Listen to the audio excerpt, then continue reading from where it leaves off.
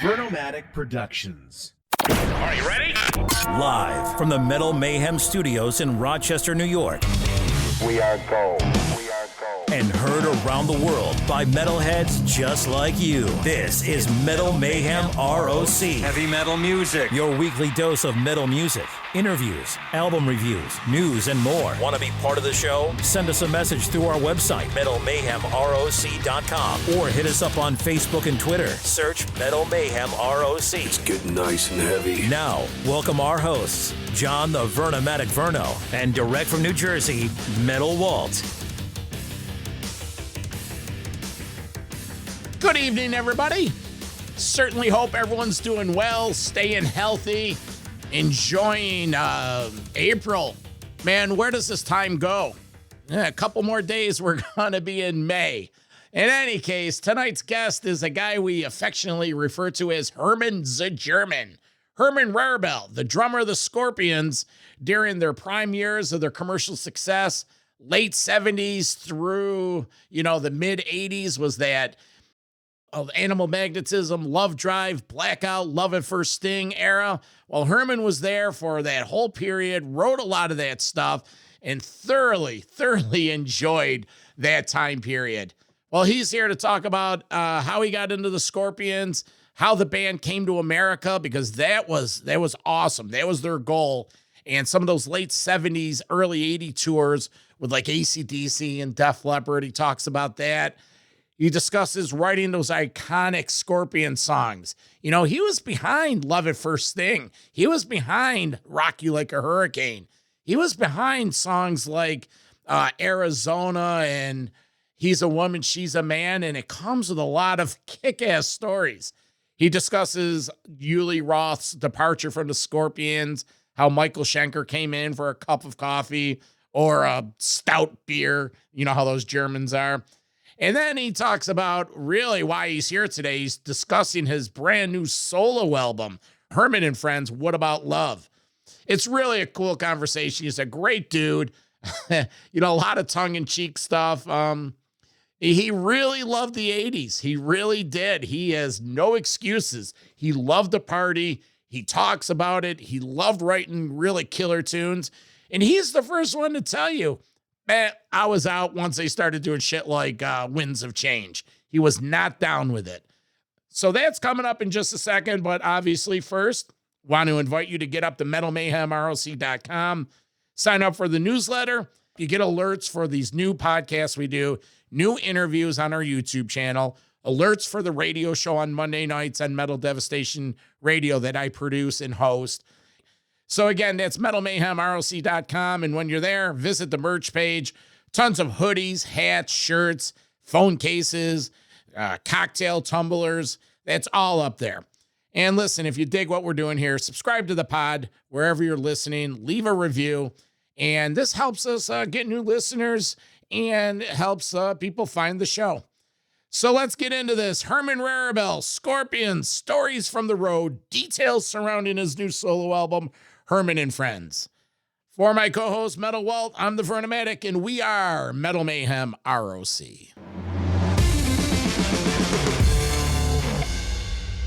Herman Rarebell, welcome to the show. How are you, buddy? Well, very well. Thank you very much. I hope you guys too, Good to see you. Right off the bat, Herman Rarebell, that's a stage name. When did you pivot to a stage name? I can tell you, my real name is Herman Rarebell. So when I was in England, they used to say to me Herman Rarebell. No, I said Herman.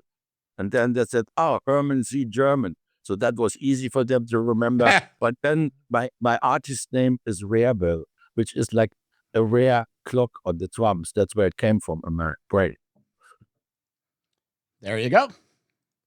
So Herman, I have a little bit of German roots in me. My grandmother on my grandmother on my mother's side, her last name was Abel, and she came in from Germany and through Ellis Island and all that kind of stuff. And I've always had a fascination with German culture. I studied a little bit, and working in the pharmaceutical industry, I visited places like München and Hamburg and Frankfurt and Potsdam and Berlin and Köln and so many other places. So I have a question, though, about beer. I love beer, and I will say the Kölsch beer is my favorite beer. So what about you? What kind of beers do you like? Olana, the beer from Munich. That's the best beer from Munich. That's what you drink at the October Beer Festival. And I recommend highly for you both that you come and visit Munich. I will be there. And then I take you to the October Beer Festival. That is the real Germany, Bavaria. Well, that sounds good to me. I actually did go to Oktoberfest in the autumn of 1995. I was in one of those big beer halls. And as much as the beer was fascinating, what I remember better was the food in the streets. The sausage sandwiches and the big bratzel and things of that nature. They were delicious. Never again have I had that taste. What about our girls? And the girls as well, yes. The German girls. Now you're going to forget 85. Now it's more wild than ever. You have never seen anything like it. 7 million visitors, 1 million come alone from Australia. Then we have, of course, from the United States, another million from England. Is an international Volksfest. That's what we call it here. And people just get together and drink and eat and have a good time. That's what it's all about. That's what it's all about. So, Herman, the What About Love album, listen, this one's a celebration of the 80s. So, John and I are both children of the 80s. I'm 54. John's a few years older than me.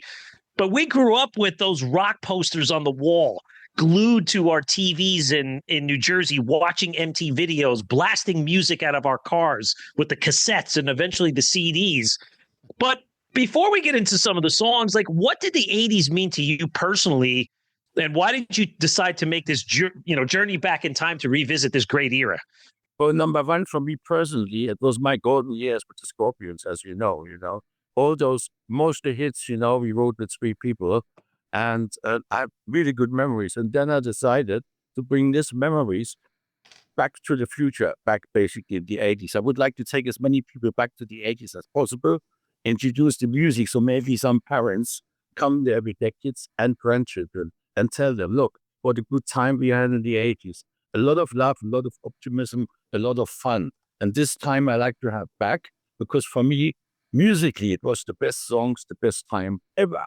Those songs can be still played today and still give you chills, Like, I Want to Know What Love Is and stuff like this can be played forever. I picked What About Love, and I'm very happy that I could convince Howard Leese. Then, of course, Jim Wallace, who wrote the song, Bob Daisley, who plays the bass in there. And then Huff, what a killer player. He plays the first solo on What About Love. And Howard tells me, your version is better than our original version. So what can I tell you, I'm very happy to have him in there playing a solo. You saw the video, right? Mm-hmm. Yeah. No, I think, it's a strong song and the message is strong. They all did it for nothing because they believe in the message of love. When you look around the world now, it's only hate, hate, hate. I want to bring back the love. Oh, I agree. Herman, talking about love, who didn't love the LA Sunset Strip in the 80s? You lived there for a while, going to the Rainbow, the Troubadour, the Whiskey, all those clubs. Any fun stories from that time? Because it's legendary. You ever rub elbows with some big stars and make any friendships there? Tell us some stories. I met everybody in the Rainbow, as you can imagine. I remember when I went to the Whiskey A Go-Go one night, there's Tommy Lee running to me. Oh, Herman, good to see you here. It would be nice if you produce us. I have a band called Motley Crue, telling me all these things. But that was around the blackout time. Yep. And I lived in LA 84 and 85, I must say, best city in the world, best parties ever, as you can imagine. When the Rainbow closed, the party started. Why were they the best parties? And what kind of who had these parties that made it the best parties? Many times we ended up at my house, which was not far away, And also, Rob Smallwood, the manager from Iron Maiden, he was also not far away, so we go there. Or we went to Don Dokken, which, I played with him many times on my solo album. There were many people and friends from this area. Yeah, that's awesome. That was such a great time. Like Walt said, we grew up in that era, and we would read about the shenanigans in Circus and Hit Parader, and then when MTV was, I don't want to say glorified, but it was exemplified. It was awesome to view from a distance. Yeah, it was the best. When you listen to the songs from the 80s, I picked about a dozen. I must say there aren't any songs like this around anymore. Okay, I like Foo Fighters and stuff and bands like this. But a few days ago, I saw Becoming Led Zeppelin in the movies. And I thought also, what a great band, what a music. So this kind of music will never die. It will be there forever, I'm sure. I couldn't agree with you more, Herman. My dog got me up, a wiener dog, a German dog. I have German dogs as well. My wiener dog woke me up Sunday morning at 7 to go outside. So I was awake and I put on the TV. And what was on?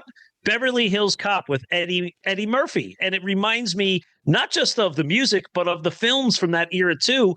But Herman, you make a good point. And I had a question about this.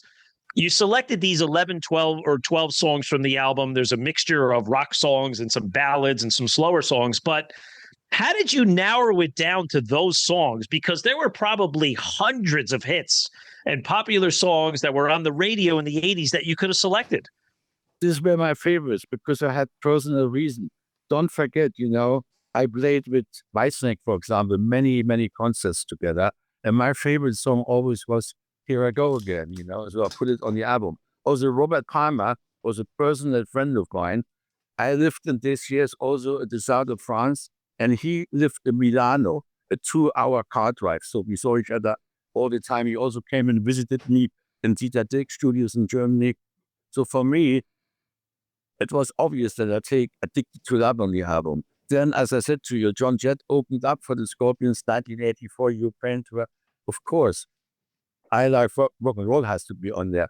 And then my girl singer in the band, she said, Herman, I like to do Love is a Battlefield from Pat Benatar and also like to do a hard song. So she played me those 2 songs. I said, yep, you have a great voice, we do them. So I have now a girl in the band, and Michael Fox, who's also the producer of Michael Schenker. And then the other musicians, I think also the writer is playing piano in my band, Jim Balance. He plays the piano on What About Love. Never before with anybody else. And he wrote the biggest hits, as you know, forever is with Bryan Adams and all those guys. I'm honored. I was going to say, Herman, to me, the star of the album is Van der Forst. She's got a beautiful voice. And you know what? There's something about the reinterpretation of these songs. They're a little more subdued. They're a little more chill, which is kind of refreshing. Like you could play it in your house, maybe if you had friends over, and it would be nice music to have around for multiple generations. But where did you find her? Because I did a little research, and it appears maybe she's also now like a rising star in Nashville. I can tell you how I find her. Michael Foss, my co-producer and also my singer in the band, he married the mother, Eva von der Forst. So the mother singer also, but she's a singer. So I heard her on What About Love. She sang the backing vocals, and then I heard the voice. And I said to myself, wow, she can not only sing backing vocals. I said, can you sing also songs, girl songs? She said, no problem. Which one would you like to hear? I said, yeah, Love is a Battlefield. When I heard this, like you, my hair stood up, and I knew. We made a new version. It really rocks now, in my opinion. I played a bit heavier because I'm a heavy rock drummer. But then what I was very amazed about the voice she sang it. What passion, She brings it over perfect. So the same goes for These Dreams, the other hard song. So for me, it was obvious that I use her, obviously. When we play live now, I have 2 singers, Michael Foss and her. And it makes great collab. For example, when you listen to my song, Passion Rules the Game. Both of them sing now in there. Also a new guitar solo in there. Same goes for Love is a Battlefield with guitar solo. So we didn't make big changes in the arrangements, but we added something to it to make it ourselves, Herman, did you get any feedback from the original artists on these songs? No, the only feedback I have from Howard Lee himself. He tells me, this version is much better than ours, So coming from him, I'm honored, Yeah, you should be honored. So many songs to choose from. How'd you whittle it down to these 11? And is there enough content for maybe a part 2? No, I think I want to do a thing like this once. The next album has to be obviously an album again with own songs, by own songs, own lyrics, the whole thing. So let's see what happens to this album. I'm sure that people will love it at parties. I can see this also going down very well in the summer outside, amphitheaters and stuff like this. I can, everybody can sing along the songs. This is what's the thought of my head. Bring back the 80s in a nice place in the summer where everybody can drink a few beer, have a little smoke, and be happy. This is what I'm thinking. So Herman, you included 2 Scorpion songs in there. And, it's everybody that knows their history of the Scorpions knows that you were a songwriter in the band, especially during the commercial success and the rise to you guys becoming a powerhouse global band. Songs like Rock You Like a Hurricane, Blackout, Make It Real, Bad Boys Running Wild, and so many more. So the question becomes what was your songwriting process? And do you have a first personal favorite track from that era? Yes, of course. Obviously my own songs, which I wrote or co-wrote the lyrics for. The biggest one was obviously Rock You Like a Hurricane. And many people ask me, how did you get the idea from Rock You Like a Hurricane? Well, listen to the lyrics. It's early morning and the sun comes out. Last night was shaking and pretty loud. My cat is purring and scratches my skin. So what is wrong with another sit? So that morning I was in Arizona. It was a happy night, with lovemaking, drinking, the whole stuff in the 80s. So I'm opening up the curtain at 5 o'clock in the morning. The sun comes straight in there. The girl is still in bed, and we were partying all night. Obviously, everything was destroyed in the room. But that's how these lyrics came together. All my lyrics were very sexual, as you know by now. And Klaus wrote the ballads. He wrote Still Loving You, Wind of Change, Always Somewhere, all that stuff. He was the specialist for the ballads, and I was the specialist for the rock song, together with Rudy, of course, with Rudolf Schenker. Herman, just a question, a philosophical question. Was your English better, perhaps, than Rudolph's and, Klaus's, that maybe you had a better pen and paper and could interpret German to English and back? Was that one of the reasons you were asked to write? Yeah, this was the first thing they asked me. When I joined the band in 1977, in May, we went in the studio in August to record Taken by Force. And on that album is a song called He's a Woman, She's a Man. You probably know it, right? Yeah. That happened in Paris. We made a promotion visit to Paris. And of course, we went to the red light district to look at all the girls. And suddenly we also looked at this one beautiful girl. And we all thought, oh, look at this knock out there. So this girl walks towards the car. I was sitting in the park, putting the window down, and there comes a very deep voice. Hi, guys. How are you? Was a transvestite, the first one. He's a woman, she's a man. This is exactly happened there. And I said to Rudy, look, I have the perfect hook line for our song, He's a woman, she's a man. That's how it came together. In Paris, this was, 77, 78. Well, that's a precursor for some of the imagery that's to come, some of the album pictures, some of the titles. But we're going to take a quick break. And when we come back, we're going to find out what happened when the Scorps came to America, because they took it over with a force. And we're going to hear more backstories. Hey, if you like what we're doing here, do us a favor. Subscribe to the pod, leave a review, and join our community. We'll be right back. Metal Mayhem ROC.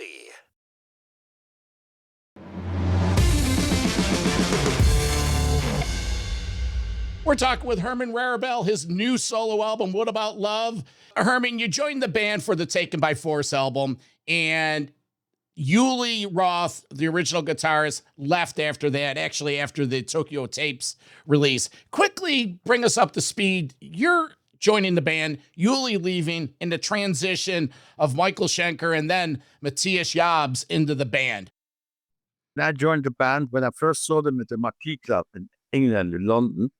I looked at the band and I saw 2 groups. I saw the Uli Roth band, the Hendrix band, which he plays like Hendrix. He plays amazing, Sure. Later, at Eddie Van Halen, he said he influenced me very much, Uli Roth. So then we had the other side, the melodic side of Klaus Meine and Rudolf Schenker, who sing very melodic like Uriah Heep or any of those bands at the time. Melodic hard rock, I would call it. So I thought that the band, and Uli didn't like Here's a Woman, She's a Man at all. He thought this is simple pop, and I don't want to play this. He didn't want to play the solo. So after that record was done, we told us all, I want to now make my own solo career, and I want to make my own band. I think it was called Electric Sun, the first band he had. Mm-hmm. All says, okay, if you want to go, then go. And I know Michael Schenker for a long time. I knew him from England because I lived there from 71 till I joined the Scorpions. So what happened was, at that time, Michael split from UFO. So I phoned him up and said, why don't you join us? You're free now, you can come. So he joined at the Love Drive album, as we know. And he played my song, Another Piece of Meat, as the solo. It's Michael Schenker, you know. All the songs he wrote on there, like Holiday, Love Drive, Coast to Coast, this is all his influence. And the next time I played with Michael was in 2010 to 2016. We had a band called Temple of Rock. Maybe you remember. Whatever. Yeah, really good band, you know. Doogie White, the ex-singer from Richie Blackmore, he was our singer then. And Francis Buchholz played bass. We were together 6 years. Herman, I remember that well. I took a visit to Sweden Rock in 2012 to attend that festival, and that was the last time I saw you perform, and Francis Buchholz was in the band with Doogie. It was a Love Drive celebration. I was there. With Michael, but at that time when we toured, we played half of the shows, we played UFO songs, and the other half was Scorpion songs, basically my songs. Rock Me Like a Hurricane, Blackout, all this stuff, Another Piece of Meat and all this stuff. But it was a pleasure for me to play with Michael. For me, he's the best guitar player in the world. He still will be. He's still voted every year now for 35 years in Japan, #1. Wow. That shows how long this goes back. Oh, yeah. MSG was huge. It's still huge over in Japan. They recorded albums there, and yeah, it's a great point. So 1979, the Scorpions, their goal was to come to America. That was their goal, and they came. And that first gig you guys had right down the street from me from Rochester in Cleveland, and what a show it was. Share some of the memories of that, because as I recall, I wasn't at the show, but I was a big fan of that. I have it on bootleg. You guys played at 10:30 in the morning before Aerosmith and Bon Scott. Share the memories of that first show. What happened was our management, Lieber Krebs, they had at the time, they had Aerosmith, they had later on AC/DC, and Cleveland was the first gig we could play with all those bands. For us, it was an amazing honor. After us, I remember Sin Lizzy, they after us, and then everybody was there that day, you know. Chet Nugent, Aerosmith, everybody. So for us, it was unbelievable. So the day after, we started the tour with AC/DC as an opening act. I remember that tour with Bon Scott. Then we supported, of course, Aerosmith on one tour, Chet Nugent. That made us big in America because we could play opening up for all those big bands. So every night, 20,000 people saw us. And after a while came the festival in San Bernardino. After that, we were big in America. After Rock Me Like a Hurricane and Blackout anyway. Oh, sure. That was the golden age. But you made your way, 1980, Animal Magnetism. You're touring with a young Def Leppard. And, you know, it was the formative years of the golden age. So before we move forward through the 80s, I have one question. Whose idea was it when you were doing the live during I Can't Get Enough to make that pyramid of everyone? How did that get developed? Well, I came basically from Klaus, Rudolf, and Matthias and Francis because they were standing in the front. So they had to build this pyramid so everybody could jump on the left and on the right leg to stay there. I was just behind the drums. I could only go in the end. And say, but this is how this came together. And I remember in the US Festival, we started, I Can't Get Enough with that song. So everybody went completely nuts from that moment. And as you remember, Van Halen, David Lee was completely drunk that night. For our advantage. So we took over, you know. We got fantastic critics from that day. And basically that broke the bands in America on that level. You're right on that, because I'm a huge Van Halen fan. But you guys ruled that, but that was the blackout, end of the blackout. That was pre-Love at First Sting. And I remember seeing the Rainbow, Scorpions, and Riot tour, and you guys were You guys were just on fire. What was it like playing with Rainbow and Richie Blackmore? And because that was really Rainbow's, I think, commercial peak in America with Stone Cold and that Joel and Turner era. How was it with Richie Blackmore? For me, it was fantastic. Everybody was afraid of Michael Pomp, really good. Maybe because I knew Cozy very good. We were two drummers, I'm very sad he passed away. But that tour we did together, and I think we played at Rochester too, at that tour with Rainbow. Remember it, basically. But that tour came together. I remember when Bobby Like a Hurricane went in the Billboard charts in top 10, Richie came to us and said, why don't we swap? Let me open now, you're the new headliner. So that switch was funny. And the afternoon, there was no sound checks. Richie wanted to play football. Fuck the sound check, let's play football, That's how he thick, A lot of bands do that. Iron Maiden is big with that, playing football. It must be, something that the European guys or the guys from the UK like to do. So, Herman, for me, being a high school student, the first time I was able to see the Scorpions was the summer of 1988 in June in New Jersey at Giant Stadium. It was the day after I finished school, and it was 2 nights. I went on the second night, and I remember it was hot as hell, the sun coming down.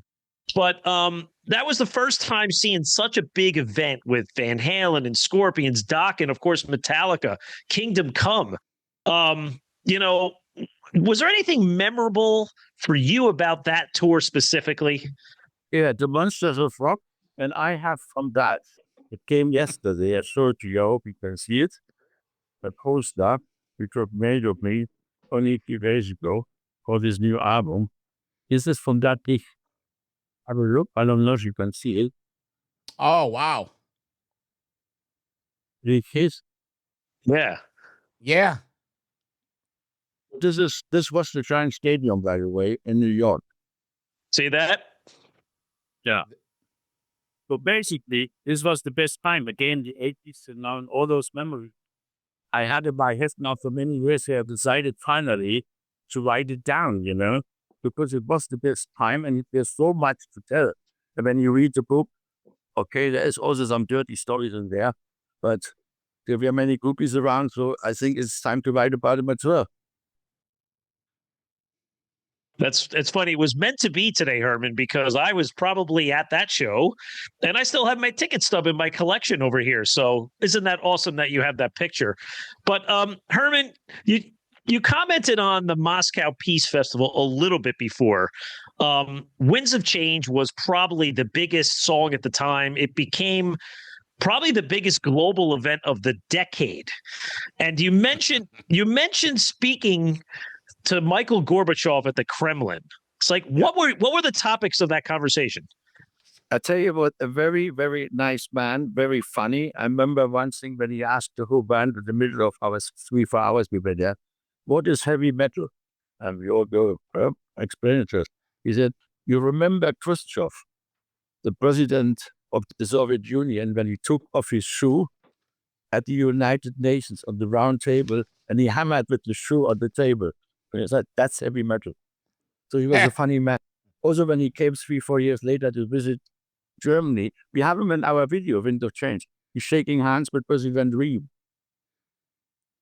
When you go and just watch the video, you can see it, For me, this song was not a typical Scorpion song. It was a nice ballad. And we had many, many new fans with this song, especially women. I remember when we played in Munich at the Olympia Hall, there were maybe 80% women, older women also. They're all sitting at the whole concert like this with the fingers in their ear. And after we played in the middle of the set, Still Loving You and Wind of Change, they went up and left the hall and never came back. And those people also didn't come back for 3 or 4 years because they said the Scorpions now play Schlager, which is like country and western or something like this. So that song was good for us commercially, but it was also not good for the style of the band because we are basically a hardcore band, as you know. So this only people wanted to listen to ballads. We had this older woman, Oh, how nice. How many more songs they have like this? Excuse my voice, I had already 5 interviews today, so I'm a bit Right. Oh, help yourself to something to drink, sir. Yes, that's what I do right now. Give Well, me a what's the name of that beer he should be slugging?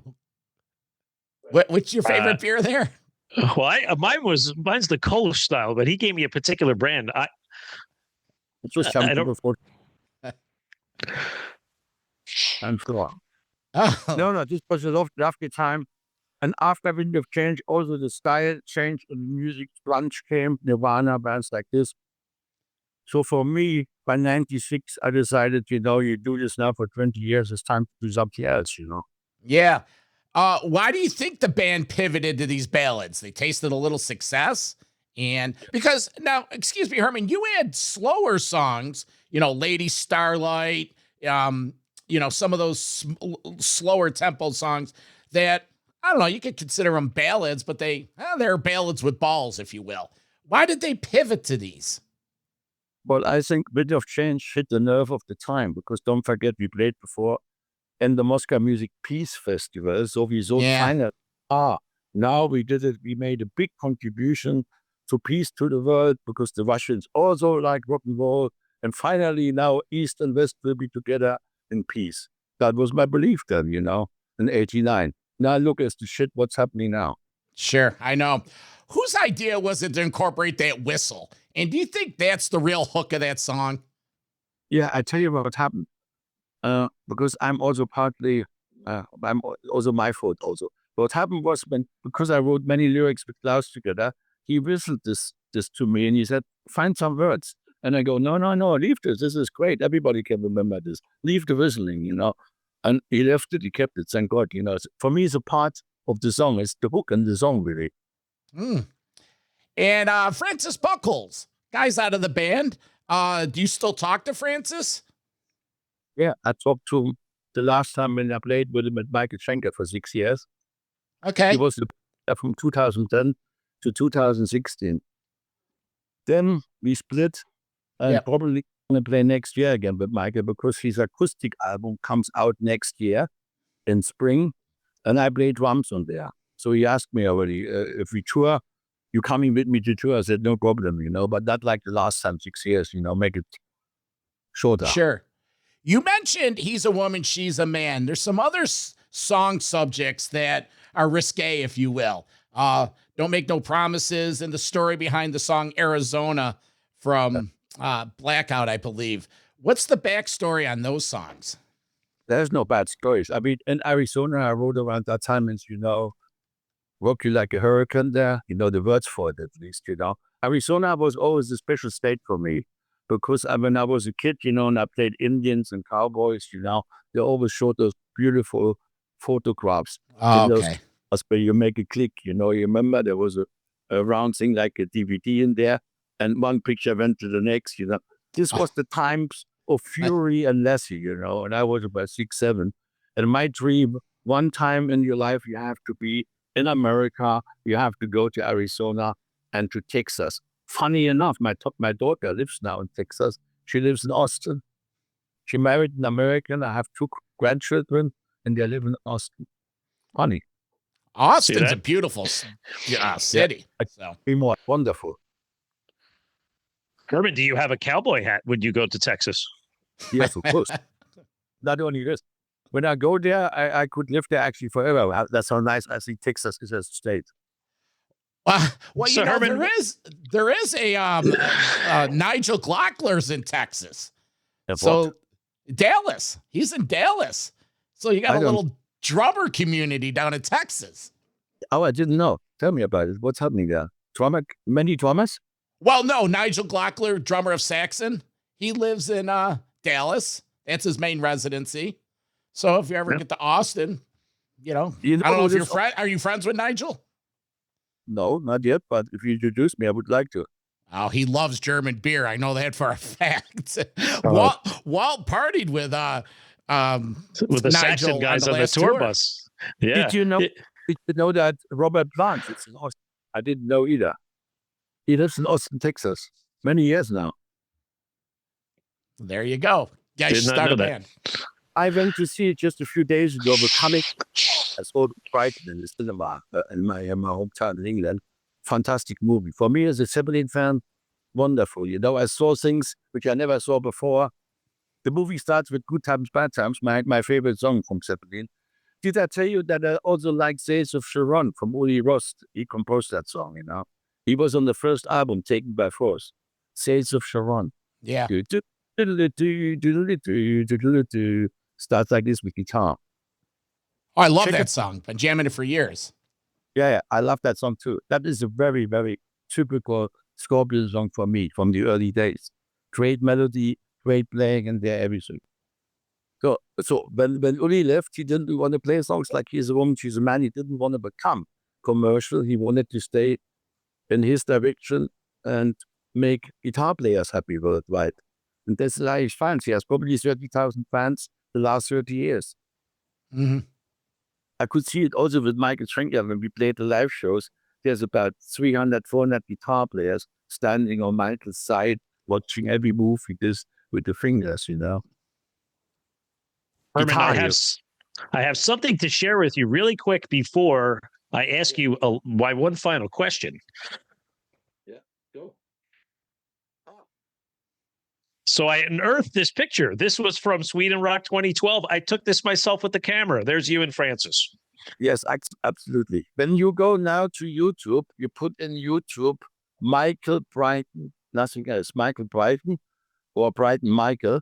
I think it's Michael Brighton. And you see Michael, Francis, and me rehearse in my house, in the basement of my house, in the studio. And then you will be surprised how good we play in there because the singer, Doogie White, wasn't there. So it was raining outside. So we played 45 minutes just ourselves, the songs, without singing. Check it out. This is amazing playing. Ooh, I would like to see that. I'd like to see that. 750,000 clicks for to rehearse. Yeah, we will look that one up. So, Herman, one last question about the album covers, right? So Scorpions made some controversial album covers, right? You guys were known to put this provocative art on the front, albums like Animal Magnetism, Love Drive, Love at First Sting. And in some of them, they led actually to some censorship issues, or you maybe had to change the covers. So was this artwork used more as a marketing tool, knowing that you could push the limits with this and maybe generate buzz, which would kind of push sales up? Absolutely. What happened was I lived in England from 71 to 77, and I met Storm Ferguson from the firm Hypnosis, you know. They made album covers like Houses of the Holies, Wish You Were Here. I mean, all those great, fantastic covers. So I went to him the first time with Klaus Meine, and I said to him, we're making an album called Love Drive. I'd like you to make something stunning. So then he came to Cologne to the studio, and he showed us several covers. Then he showed us the cover from Love Drive with the chewing gum on the breast from the girl. So we all said, that's the cover, you know.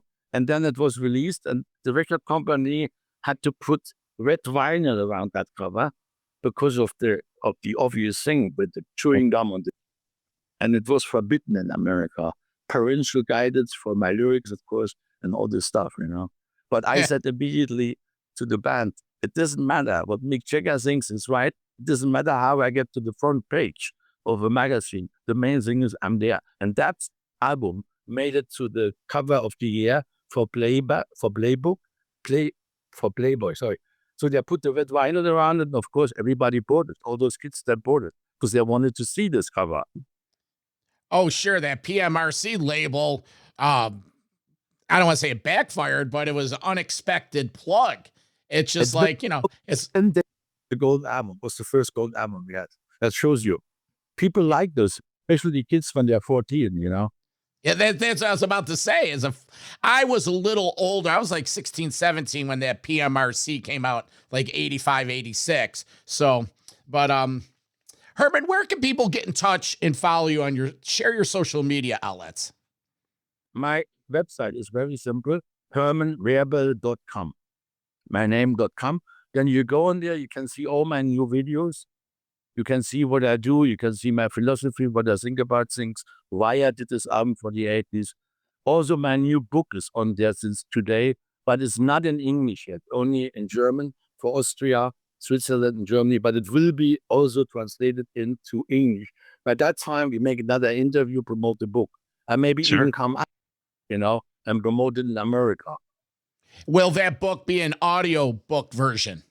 No, not yet. I could make it the audio very easy because all I have to do is speak it. But I made it as a reading book because I know, going for myself, when I make flights or travel by train, I always like to sit in the train or in the airplane and read a book, an old-fashioned book with pages, I love that. Oh, Like sure.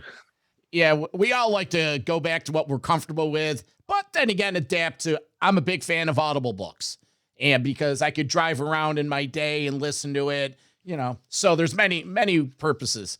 So I will easy for me. Again, the album Herman and Friends, What About Love? Herman, I don't know when we'll be playing this, but when is the album released? The album will be next week on the 11th of April and the book on the 12th of April. So check it out anyway on my website, hermanrarebell.com. You have all the infos on there. You have the record on there, especially all the new videos are there. So you can check 4 songs from this new album on video already. So you can see the girl, which you liked, Van de Force. I think, she's a killer. She is really... Yeah.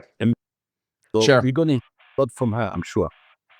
Yeah. Well, sir, thanks for, starting our day with you. Thank you for your time. Great talk. And when you get that book out, get in touch with us and we'll do this again. But stay in contact with me so I know where to send stuff and all this, but especially with my manager, so he knows. And I like to see this also on my website. So send me the You connection. got it. You got it. Got it. All right, for my co-host Metal Walt and our guest Herman Rarebell, I'm the Vernomatic, and this is Metal Mayhem ROC. Thanks. Bye-bye. Metal for life. Thank you for listening to Metal Mayhem ROC. Check out our website at metalmayhemroc.com for information on podcasts, archives, links to all our live radio shows, and all sorts of info. Please like, follow, and share with everyone, even your non-metal friends. And always remember to keep it heavy.